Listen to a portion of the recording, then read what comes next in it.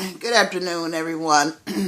This is the International Prolife Federation, and my name is Ernestine Standberry. As you know, many of you have watched my shows at CAN TV. This evening, I'm doing a home video, and I have a special guest here. I call her my friend. She's also a community activist.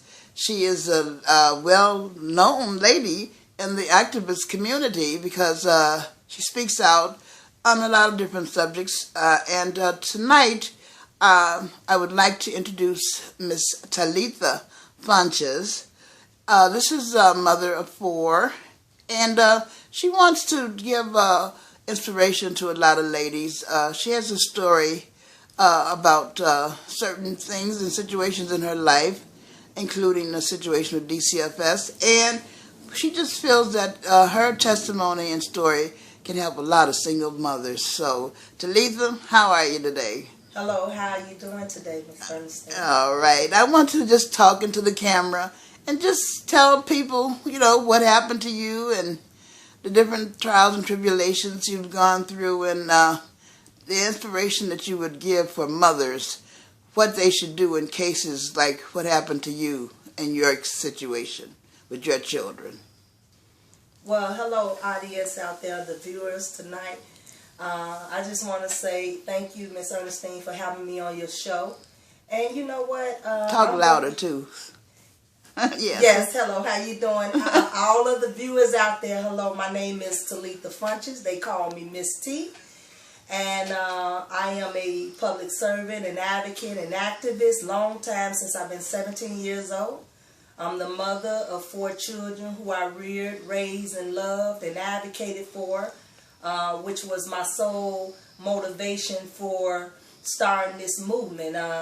You know, I didn't know I was going to be doing this, but because there was a need to loving children and have someone oversee them and their medical needs, I believe that God put me over there, and at the time I didn't understand what that calling was going to be, but there was a greater calling beyond just being a mother, a parent, but an activist, because my children were all born with some form of special needs due to no fault of my own, you know, maybe some things hereditary, but I loved these children despite of, and I made a lot of sacrifice to do so.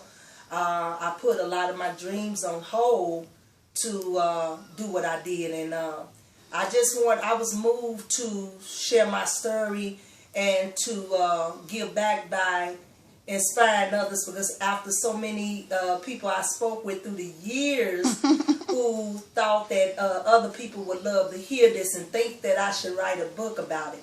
So I'm telling you what I know and not what I heard. And wherever you want me to start, Miss Ernestine. Just start, and just tell us how things happened to you, how they evolved. Well, as you now know, how I became an activist, it started off through the motivation of my 4 sons. I have 4 sons, a set of twins in there. One set, they are 28 years old now. I have a 22-year-old son, and I have a 16-year-old son, and all of them was born with some form of special needs. But I had health problems too, and a lot of times you may not be aware, and I'm going to give an example like high blood pressure can affect the development of a child. And that's also what motivated me to take up some subject at the some of the city colleges concerning child development, and I got to be in that subject and did very well, because I wanted to know and educate myself on and make you all know out there that you may not know this, but your environment can have a lot to do with the impact of how your child develops the environment. For example, if you're living in, and study has shown this, that if you live in an environment, many of us know that we don't have a lot of choices in where we're going to live, because we don't have the funds to do so and live where other people can live. And so I decided to look into it. And in my study, I found that the environment can impact your child's development in the way it does that, because if your child is living in a hostile and violent environment and stressful, it can not only stress the mother doing her caring of her children, the child can feel that. And so when a child comes out, them feeling that tensions and that stress of that mother can affect the development. And another one would be high blood pressure. I didn't even know this at one time, but I educated myself. When you have high blood pressure, sometimes the doctor may have to use certain medicines to control your high blood pressure so you won't have a stroke or a seizure or whatever. So one of the medicines I believe that was used was magnesium sulfate.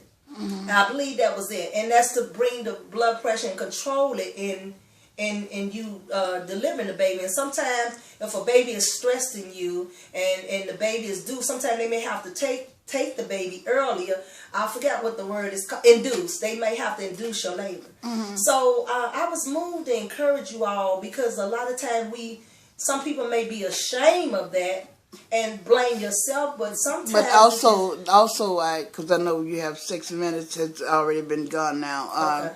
I also know that you had a problem with DCFS. Also, a family member who has kind of continuously used the DCFS system against you. Is that right? Yes, ma'am.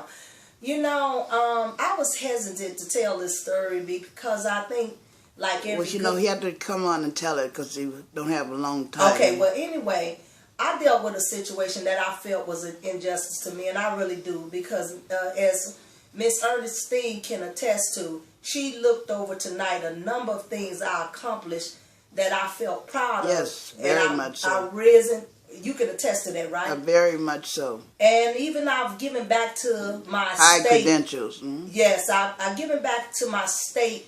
But now, what about the DCFS? Because this time is going to run out here. Well, DCFS, just recently, what occurred out of many injustices, but one of the things that occurred that I felt was a slap in my face. It was an insult to me, and it was set to devalue me and demean me.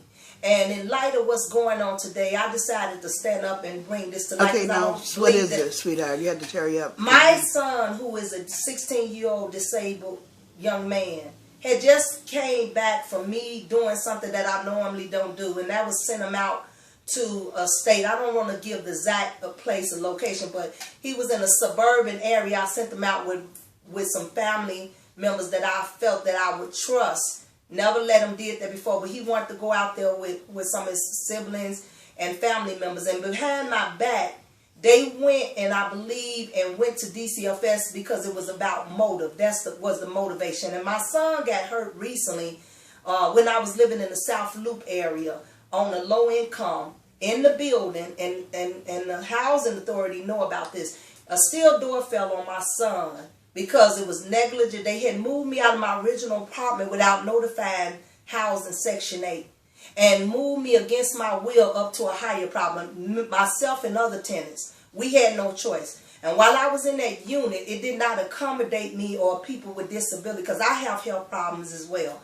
And so they did this, and when they did it, they didn't inspect the unit, and a steel door fell off the hinges, struck my son in the head, who is a special needs child with developmental delay. And then it was discovered later that he had a brain injury or a concussion, and he began to have other sorts of emotional problems that got a little worse, that he didn't have as severe. It began to progress. He began to have headaches. He began to get withdrawn. And I even noticed that even the environment of the what does DCFS have to do with this? And okay, what I believe is there was a number of things been going on that was odd, but one of the things that I believe is they went to DCFS. DCFS never consulted with me. They never took the protocol and do what and give me a chance to meet with me and explain what I did or anything. All I know is that 3 in the morning, my disabled child who had just got diagnosed with walking pneumonia. They didn't even know he had pneumonia. It was the mother with me as his mother know a child. Took him to the doctor to say. And so now, when you have this problem with DCFS, this has been going on for many years, perpetrated by a family member, right? Just because I'm a mother who is now disabled, DCFS has had a tracking of using people's disabilities against them. I've heard of that too. Yes. And another tactic they use that people may be ashamed to come forth, but I guarantee you when you hear this, many people going to come forth. Even if you are doing the best you can, you never abuse your child. If you even seek counsel or help or support from them, that's why people don't want to take their help, because they threaten them that if they're not eligible to give their help to them because of cutbacks or you're not eligible, they tell you if you get overwhelmed, if you tell them that you can't do it no more, they force you to perform perform in a stressful situation. Right. Do not give you services as a support without demeaning you. Right. You have to take a demeanor to get their service. And if you be pressured, then they'll use it against you and say they'll take your children from you. These are some acts that's been done for years and years. There is a report, if you look into it, that 16,000 African American children alone are usually uprooted every year out of the household of African American families. Right. This is a fact. Yeah. And do you know that who know more about it?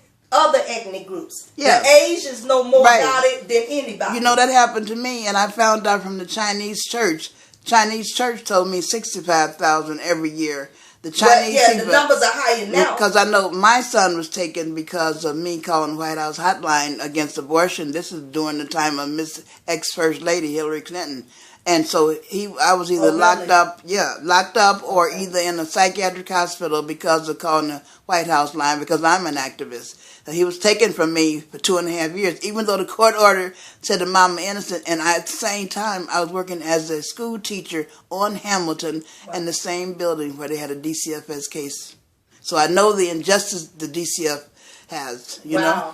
And you know, I didn't know that, but you know, it's amazing, and we shouldn't be surprised, because there are a lot of peoples of all races, creed, but mostly in African American, that are ashamed to come forward. But I wanted to come forward because it's injustice to us. Yeah, and it happens mostly to African Americans, because you know what? When I was with Marion Stamps, was the activist here, and we started the Coalition for Victims of DCFS. Yes. Do you know when I even tried to get Africans to sign the petition, they couldn't? They said, we can't sign this petition because we're Africans. Our children don't go to DCFS. So African children don't usually go to DCFS from Africa. Mm-hmm. Okay, Asian children are not in DCFS. Yeah. But African American children mostly are the targeted ones. Yes. And even you know, another thing, they don't tell you what your rights are. Do you know, I reached out to the advocacy group, and many times it went on deaf ears. I remember when the man, Mr. McCarran, I think his name was, I can't think of, Aaron McClendon or something, whatever. He was the director over it.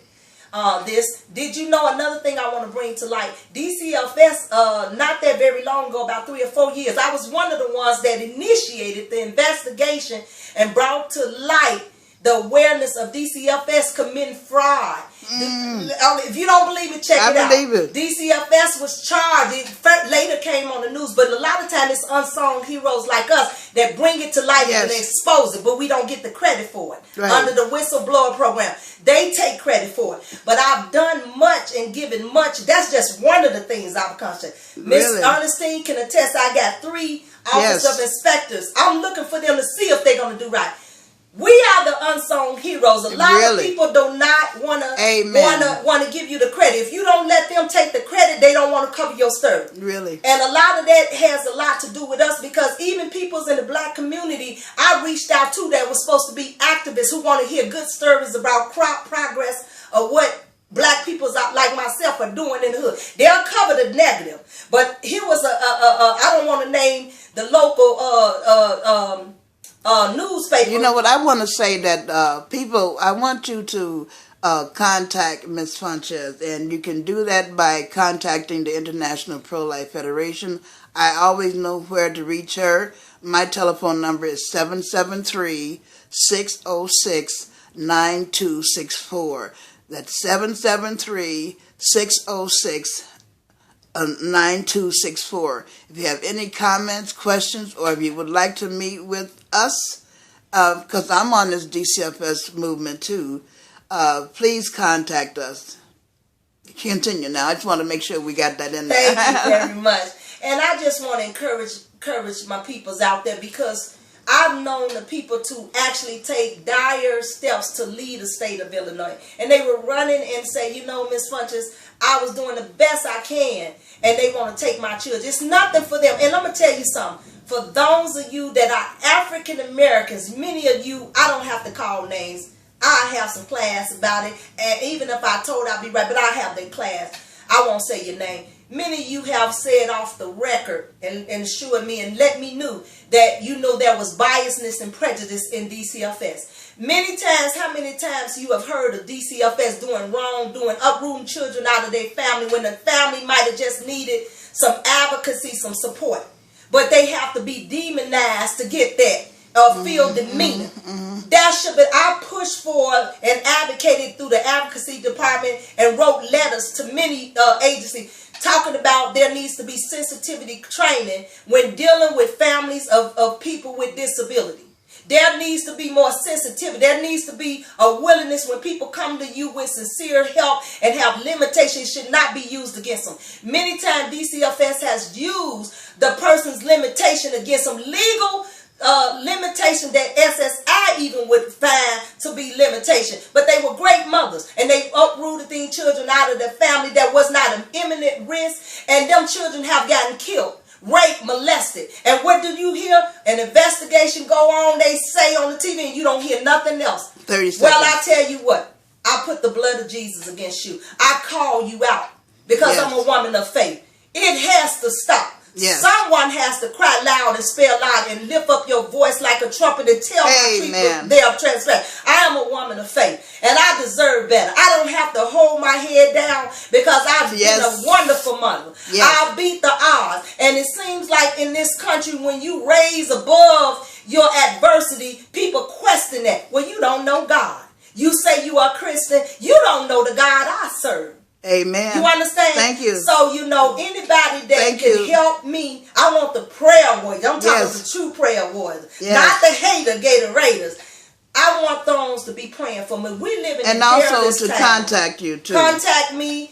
And you know, because International I deserve Prolife to be treated Federation. better.